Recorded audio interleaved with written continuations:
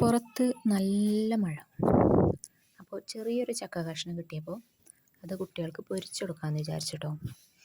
സാധാ പോലെ തന്നെ ചക്കപ്പൊരി റെസിപ്പിയൊക്കെ എല്ലാവർക്കും അറിയണ റെസിപ്പിയാണ്.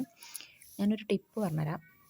ചക്ക പൊരിച്ചത് പെട്ടെന്ന് കുഴഞ്ഞു പോകാതെക്കാൻ നമ്മൾ ചക്ക പൊരിക്കുമ്പോൾ നമ്മളത് ഒരു 1/4 വേവിൽ ഫ്രൈ ചെയ്തെടുക്കുക.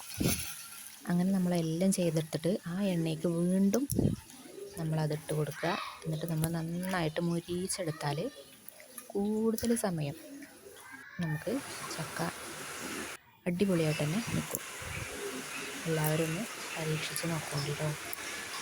പിന്നെ ചില ചക്കകൾ തന്നെ പൊരിച്ചാൽ കൂടുതൽ സമയം നിൽക്കും കേട്ടോ. ചില ചുള കട്ടിയില്ലാത്ത ചക്കകളൊക്കെ, കട്ടിയുള്ള ചക്കകളാകുമ്പോൾ അത്ര സമയം നിൽക്കില്ല.